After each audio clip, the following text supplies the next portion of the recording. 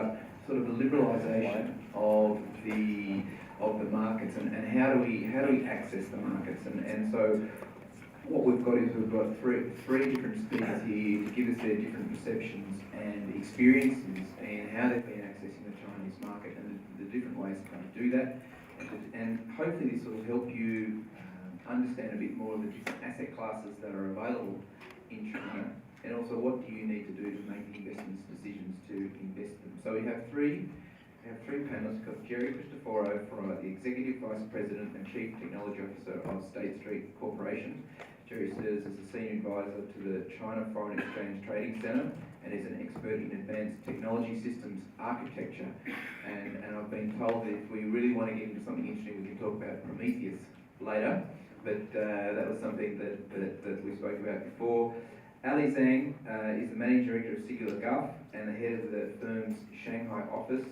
Prior to joining Sigler Gulf in 2012, Ms. Zhang was the Managing Partner of Shanghai JH Investment Company, where she focused on public equity research and portfolio construction. And our final speaker today is Don Wang, the Chief Executive Officer of HSBC Gin Trust Fund Management. Don was head of the international business between 2008 and 2012 and head of finance between November 2005 and 2008. So please welcome the panellists, and as we go along, if you've got any questions, please throw your hand up while we're in the middle of that particular component, and we'll go to the questions there. But I guess just to try and start it all off, each three of the panellists is in a very different area, so I might just ask them to reflect on, I guess, the perspectives of their particular expertise and the experience in the investments that they've had. So, Ali, I might start with you and we'll move along. Yeah, sure. So let me first give you a very quick overview of the China tea market and also what happened in the past and what's going on right now. For the PE market, right now we have accumulated around $180 billion of dry powder in terms of private equity investment in China since the middle of 2000. And right now we have around 8,000 private equity fund managers in China, 8,000. And I think in 2002, I think the number was 500.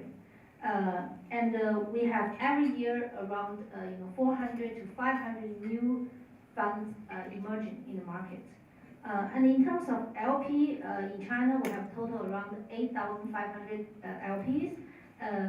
Most of them are in the RMB LPs, and but in terms of the investable amount, actually the foreign LPs account for 80% of the total investable amount, which is about $800 billion.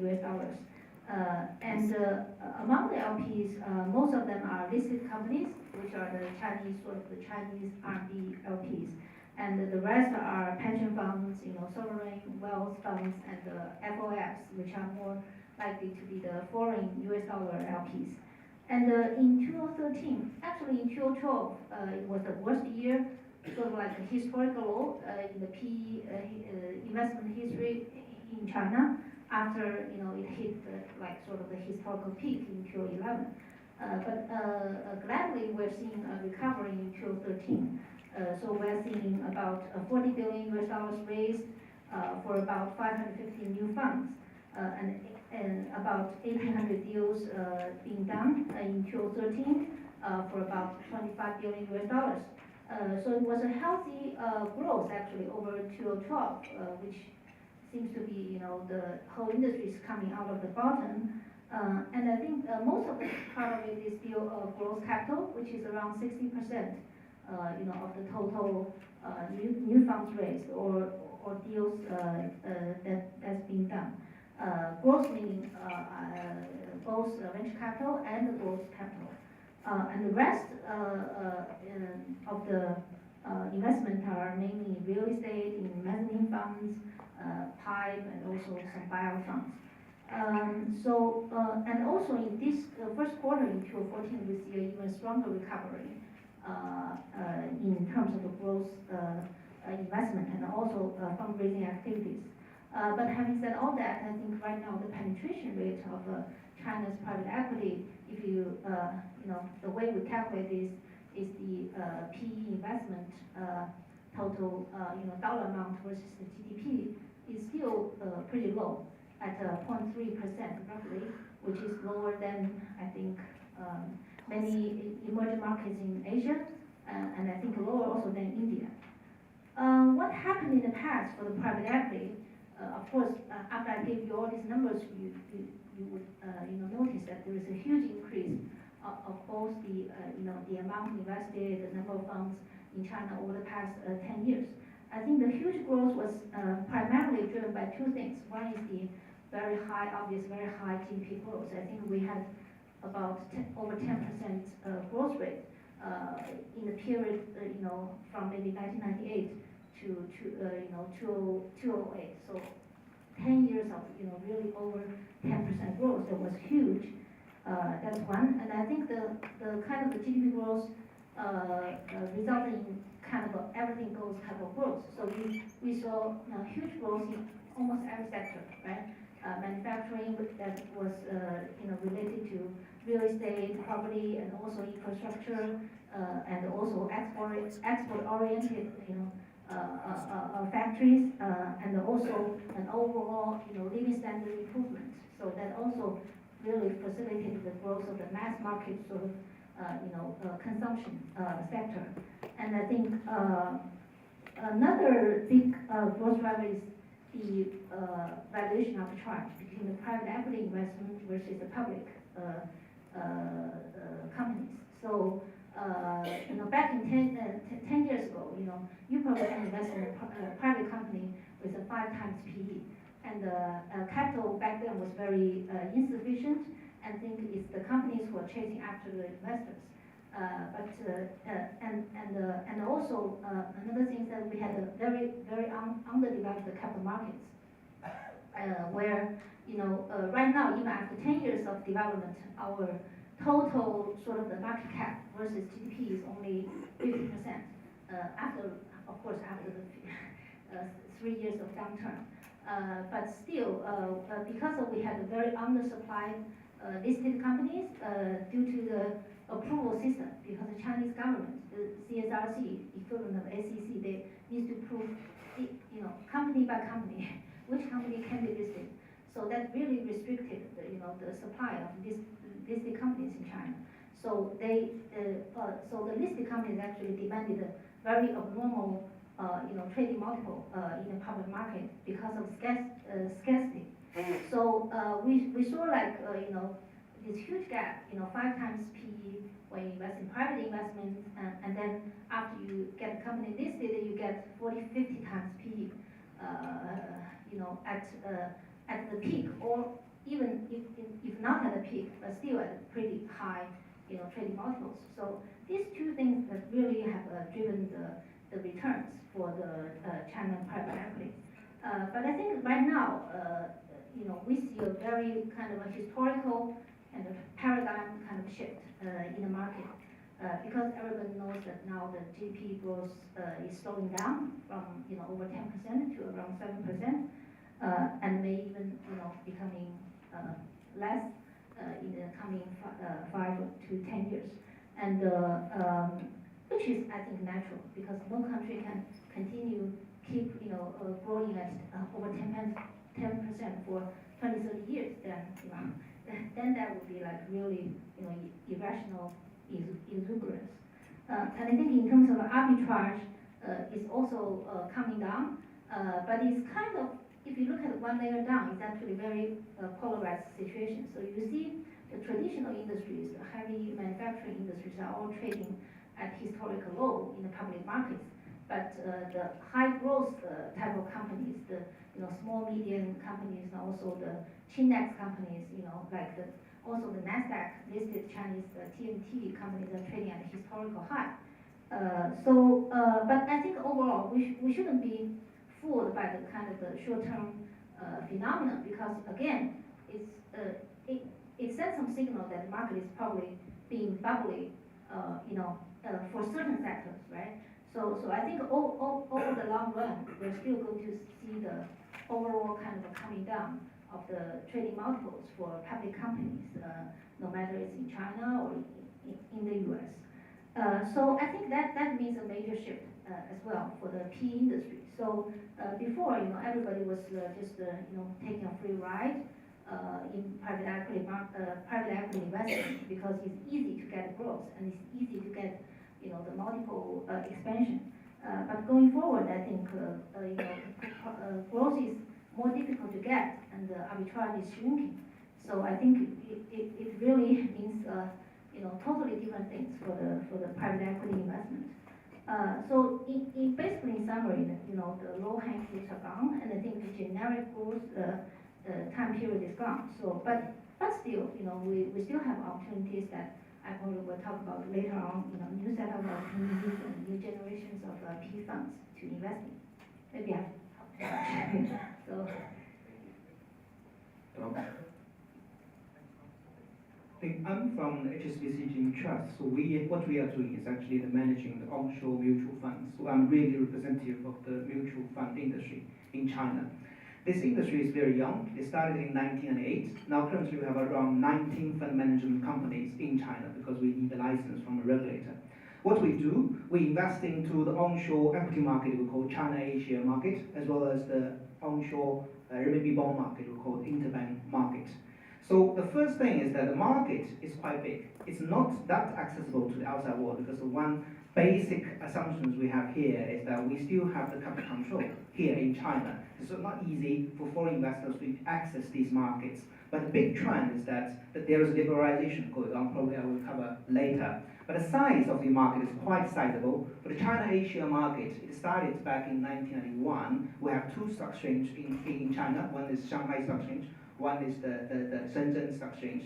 The Shanghai Stock Exchange is more for the large cap and main board listings. And for the Shenzhen market, it's more for the Chinex, there's more NASDAQ type of for startup companies, and we have a small mid-cap board in Shenzhen as well. In total, we have around 2,500 listed companies total together.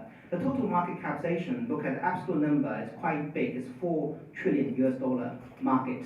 And since the last bull rally, that's in 2006 and 2007, if we take the Shanghai index, actually the Shanghai index actually reached 6,000 in 2007, it's peaked, and then it dropped.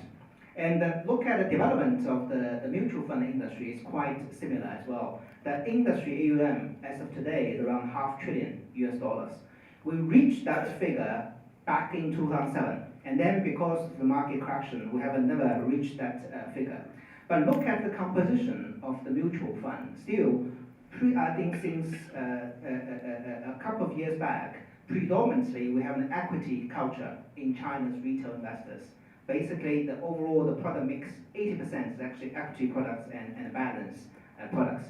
But this thing has changed dramatically since the second half of last year. So look at the latest product mix of the mutual fund industry. Actually, the money market funds actually account for over 45% of the total AUM. So we still have 3 trillion RMB in terms of the AUM as compared to 2007. The absolute number is the same, but the actual composition is very different. Now we have 45% in money market fund out of this 3 trillion RMB, as compared in 2007, and 80% of that is equity and balance funds.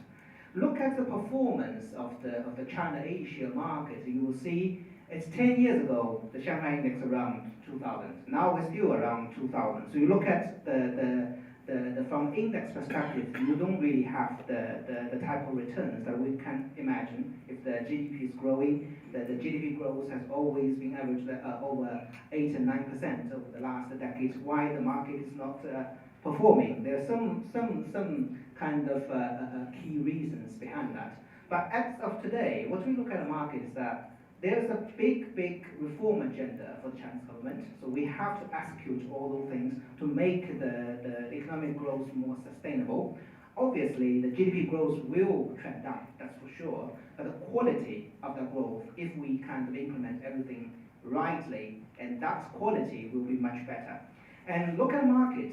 It's comparing when it was in 2007, 6,000, now it's 2,000. So valuation if you purely from valuation perspective, the valuation is at the historical low now. We talk about the PB, price to book is around 1.3 times, and compared to 10, just in 2007, it's like over 3 times PB. And look at PE is around 10 times 1 year forward PE. So overall, I think that generally the valuation is much more reasonable as compared before. And look at the clients who are investing into the China-Asia market.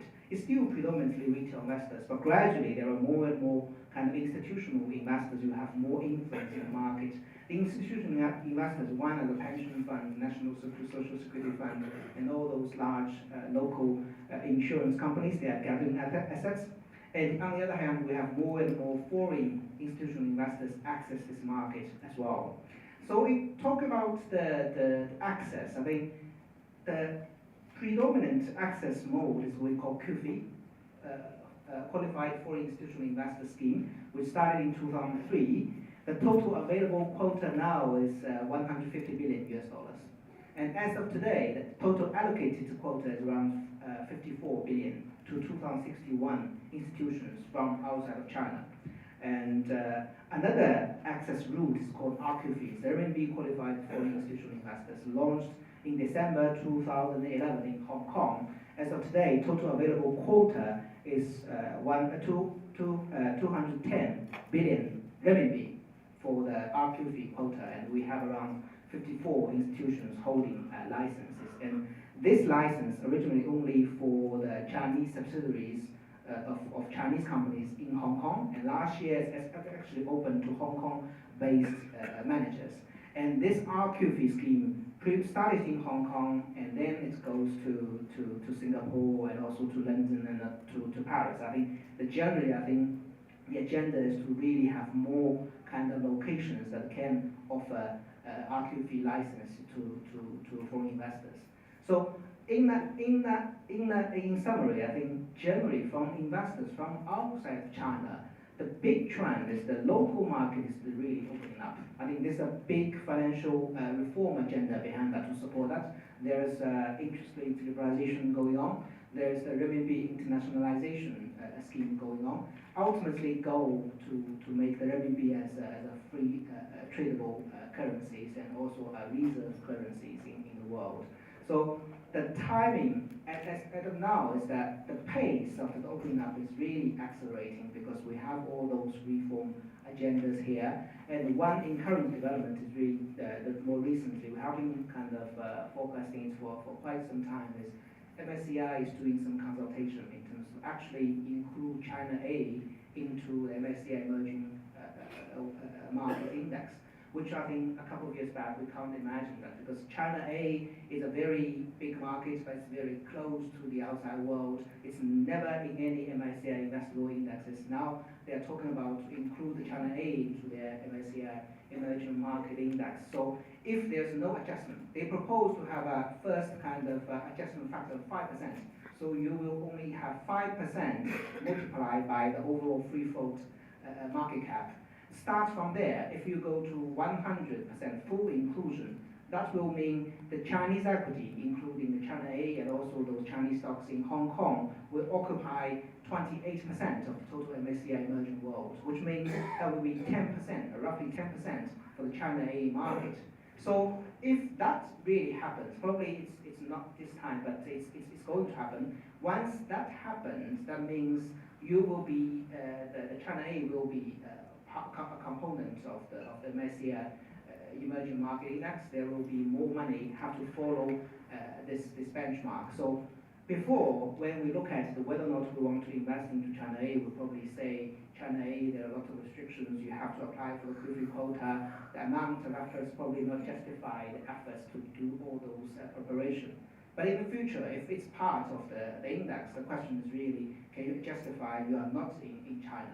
I think the opening up will be in phases, and it will be gradually, and we forecast it will be accelerating until ultimately it's fully open. But in China, as always, you have a big first mover advantage. If you really want to learn China market is still quite unique. It's very different because part of the reason is because it's closed, because you don't have a way to really access the market, so you don't have kind of incentives to really analyze it, to understand it, to read it in the press. But once it's opened, then it's a big shock.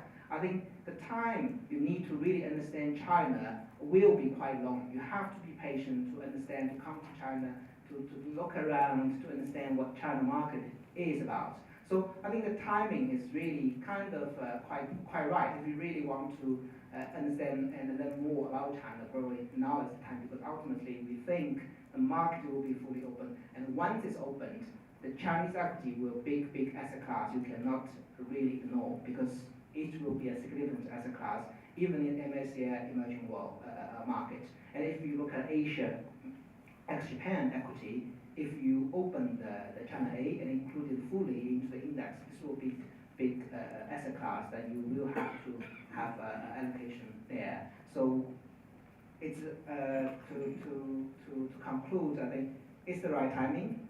The market is still pretty more retail driven, but more and more you have the institutional influence into the market, and probably you need to have a plan to really follow this market, look more, develop your capabilities, understand, and to look at the market.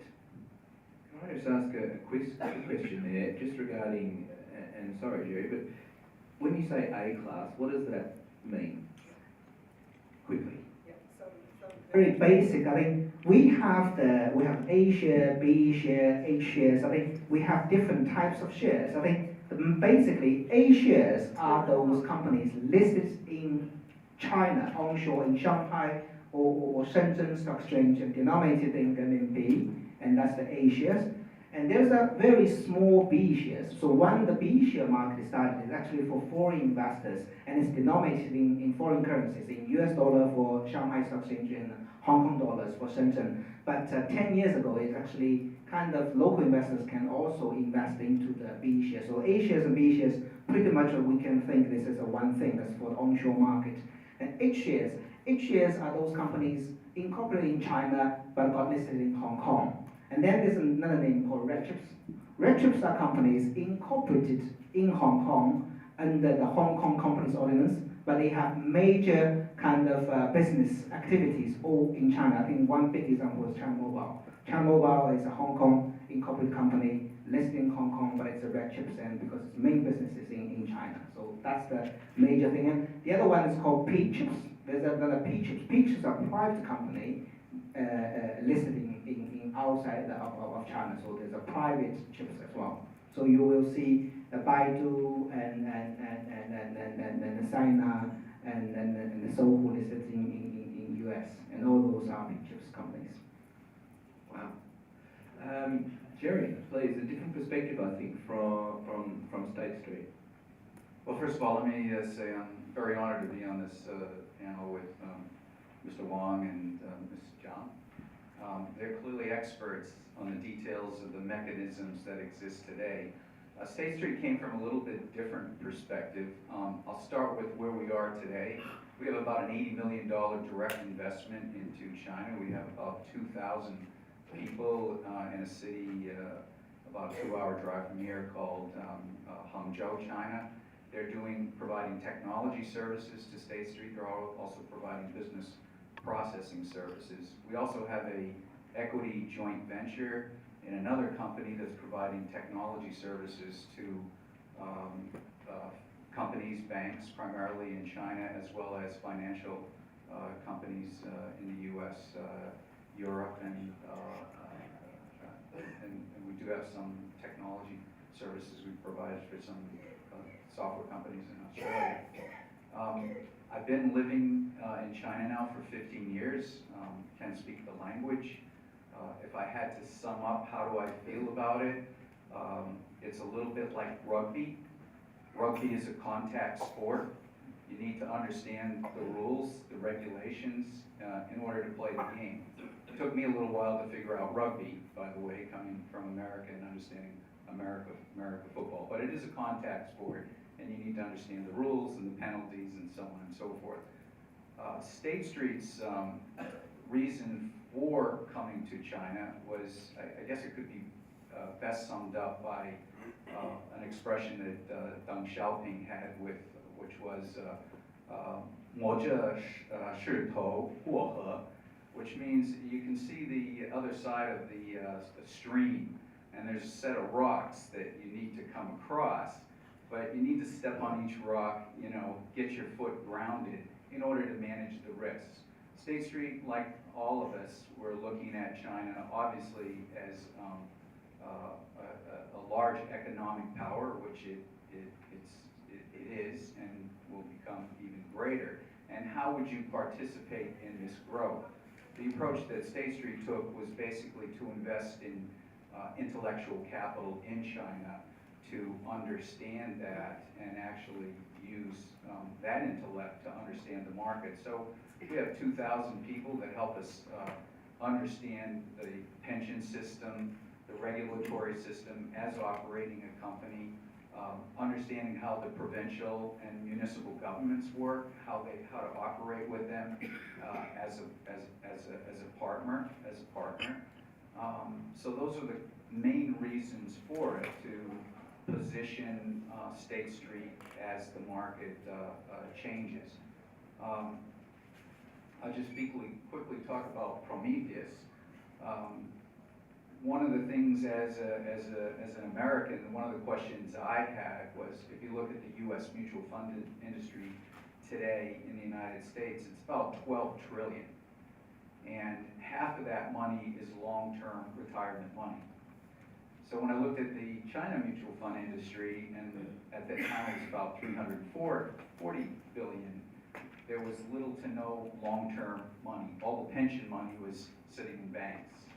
There's this thing called the housing fund, which is one of the fastest growing funds. Most of that money is sitting outside of the capital market system. So the question was, the whole root of capital market system is equities, is companies. And those companies get assembled into mutual fund products, so on and so forth. How is that going to change? How are you going to get these inflows, right? So the government has come up with its its QFII programs to try to bring funding in, but as you heard, from Mr. Wong, only about half of that has been sourced. They had a program called QD, which was to allow the retail market to have access to the foreign markets. Before the financial crisis, there was a quick utilization. I think the quota today is around 45 billion. Before the financial crisis, it peaked up to 9 billion in cross-border products, and today now it's about 8 billion. So why is that? And as we come to find out, a lot of it was just the retail market didn't understand cross-border products or how to invest in them. We also found out that from a lot of our employees, they were very disappointed, clearly after the financial crisis, and were kind of shell-shocked from the equity markets. We also learned that there wasn't a lot of transparency into understanding the market, understanding the mutual fund portfolio manager, their background, how many times have they changed their jobs, what kind of litigations have happened. So we created a product that was based on one of the luxuries of being in China is we have an advanced technology group, and we leveraged two technologies. One was data visualization, and the other one was the notion of collective intelligence, to basically bring a product to the average citizen. There are 70 million Chinese that have a mutual fund account but have no investment advice other than what the banks tell them what to buy, or if they get what their friends are. So how would you bring that kind of collective intelligence to allow 1 million people to understand the market and share knowledge amongst themselves? So that was the idea of Prometheus. For those of you who do not know who Prometheus was, he was a son of Zeus. He was a titan in terms of the gods, and he created the first human being out of clay and brought science and technology to the humans. So that was kind of the notion of it. Is it up and running now, Prometheus, or is it still being modeled as clay? It's in focus group. So right now we're working with Zhejiang University in Hangzhou. We're also working with HDU, the Chinese is Hangzhou Dianzikeji Daxue, which is kind of like a technology. It's actually an accounting school. We have two feeder systems into our company. One is from the original technology. It's from Zhejiang University, which is one of the top 3 computer science universities in the country. And then we have access to an accounting and finance school that has 30,000 students in it. So we're working right now on about a 20,000 student focus group to work with this technology and to work on this and create some papers and research on the notion of collective intelligence. And then we'll continue to expand and offer the product out. No, very interesting. I think, so I guess moving back onto financial liberalisation, what can we expect with the financial system liberalisation, and what will be the high-level opportunities for investors, Ali? I think in terms of the financial reform, the government is doing several things. I think the key 3 to 4 things are, interest rate liberalization, as some other guest speakers already mentioned that.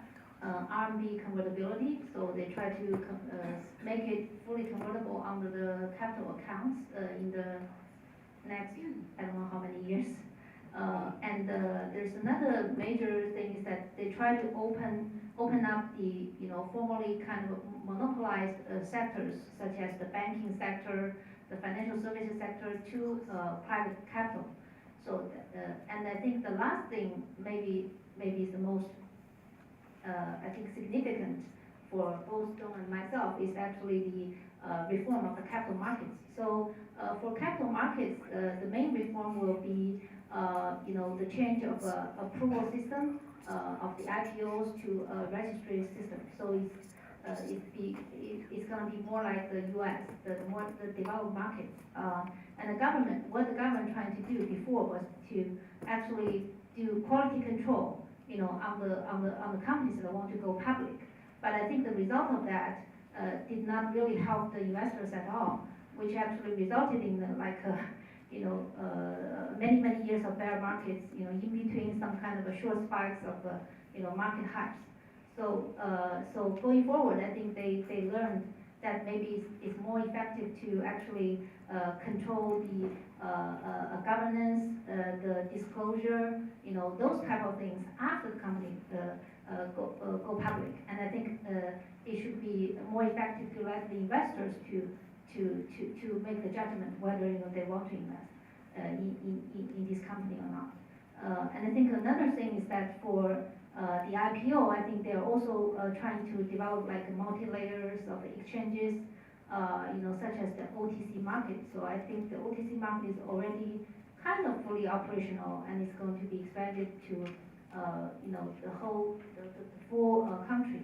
And also they are trying to probably lower the threshold of the kind of the operating performance criteria for the companies that wants to go IPO. So before, the basic requirements is that any company, you need to be profitable, then you can go IPO, and there is certain limit, threshold of your profit number. But going forward, maybe loss-making companies can also go IPO, such as a lot of loss-making Chinese TMT companies go IPO in the NASDAQ. So I think all these things has going to have very good implications on private equity investment. I think for private equity in particular, I think the change of the approval system to registry will enormously facilitate easier and quicker exits for the private companies, especially the VCP-backed companies. The figure sounds like really alarming, that we have accumulated probably 10,000 companies in the past 10 years that were invested by the PE/VC funds. But each year, we got, I think, I remember the 1 year that we had the highest number of IPO companies was around 400 companies. So there's a huge backlog in terms of what is right now being queued, already maybe 600. Then you have thousands of companies that are also wanting to be listed. So I think if we have the registry system, we'll see much more active. But of course, the side is that we're going to see the, trading multiple decline, which I just mentioned that, again, it's the arbitrage will going to shrink. But I think that's actually a healthy direction, more like the developed markets. So I think that's, and I think in terms of other aspects, if the financial services industry can be more opened up to the private capital, then that means also more investment opportunities for private equity in the future. So that's basically, my interpretation. Yeah. And Donna, from your perspective? But lots of the areas that is kind of overlap here. But generally, I do want to summarize a couple of things. I think one definitely is the liberalization. The ultimate goal we want to have is that fully kind of integrated capital markets with the outside world. So the markets will be fully open one day, but the challenge is that we don't know when, because the timetable is not certain, because Beijing still wants to have the flexibility to really fine-tune the pace at when to open how much. I think that's they're always cautious in terms of in China, every change will be incremental, step by step. They don't believe in shock therapies. So that's the general kind of philosophy. But ultimately, it will be there. And what they are doing there, I'm saying that now you have a kind of China is very closed market, and they are gradually building up more access routes or building up more bridges across the moat out kind of circling China. So previously you have the QFII scheme, and then you have the RQFII scheme, and more recently you have the Hong Kong, Shanghai fund mutual recognition schemes, which means you have all the domestic China domiciled funds to be accessible to investors in Hong Kong, which will become Hong Kong SC authorized vehicles as well. Reciprocally, you have Hong Kong domiciled funds to be able to be bought by local investors. You don't need to go to CSRC. It's a kind of automatic authorization process. And then more recently, just last month, the Chinese government also announced there's a major new scheme going on called Shanghai Hong Kong Stock Connect scheme. So basically, the Shanghai Stock Exchange and Hong Kong Stock Exchange will build some links so that ultimately the instruments listed in Hong Kong will be accessible by local investors, and everything listed in Shanghai Stock Exchange will be accessible for the outside investors. So what they are trying to do is that they're building more and more bridges, but in small incremental steps. But ultimately, all those bridges will be combined, and then it's kind of there's no river kind of really separating China from the outside world. And the other kind of thing I haven't covered before it's called the onshore fixed income market. It's also very sizable. You have like 5 trillion fixed income market onshore in China as well. So that will be impacted by the overall interest rate liberalization process. I heard there's major discussion about the shadow banking in China, or probably that's not the right word. But the right way to look at it is that if you have more transparencies in these markets, which means if you have more developed corporate bond market in China, that will help solve lots of those openness of that financing channels outside the normal bank channel.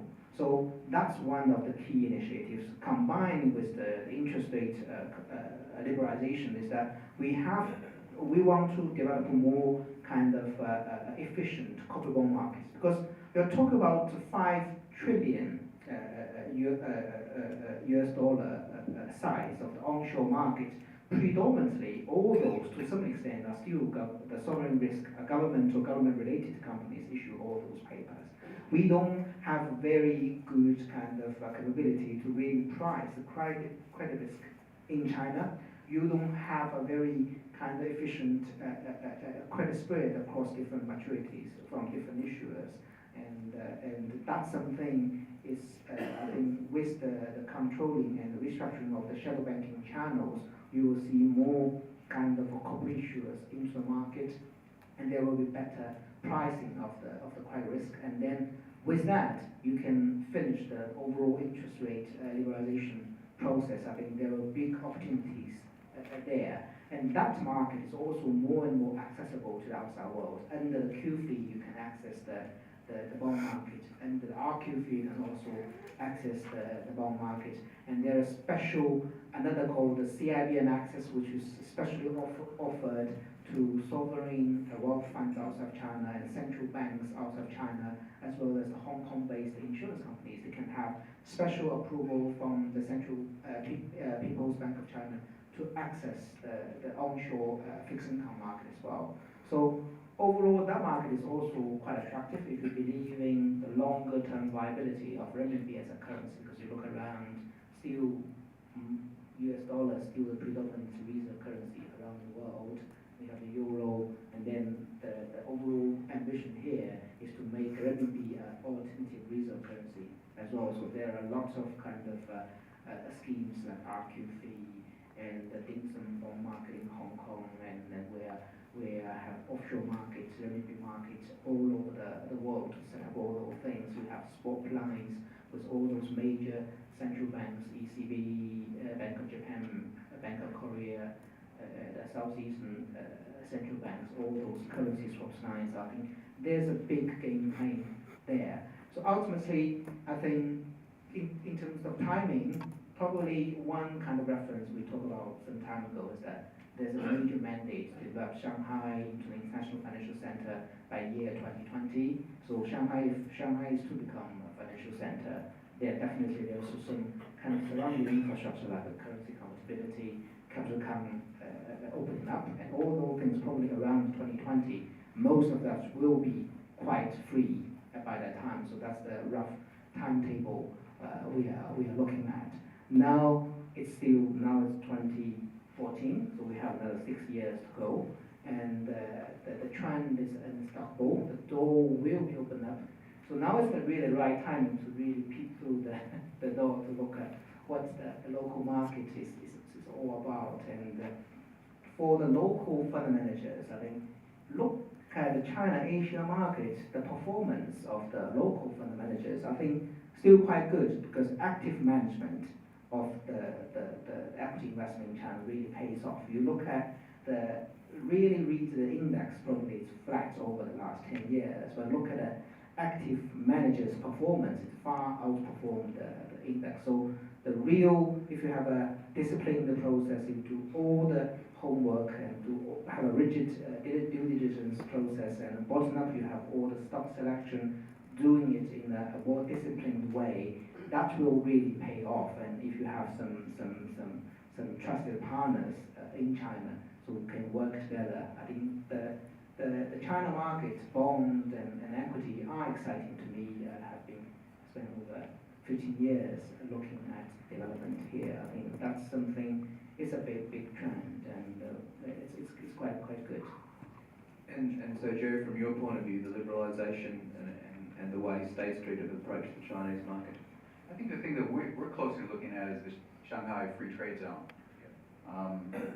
A dream and a potential model is that trading systems, between China's markets, Australian markets, the U.S. markets, these trading systems are interconnected.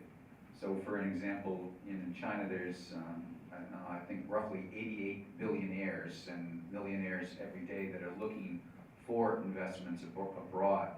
They will be someday, at some point in time, be able to have both renminbi and an Aussie dollar account where they'll be able to easily convert into buying mutual funds or securities in those markets through the interconnectivity of the platforms. The Chinese companies, they will deal with all the regulation and the red tape and the things that need to go on to support that. So that's an area that we're looking at closely and understanding how that's going to evolve relative to access or. Are there any questions out there that anyone? Yes, there is one. If I can, I'd like to ask 2 questions. The first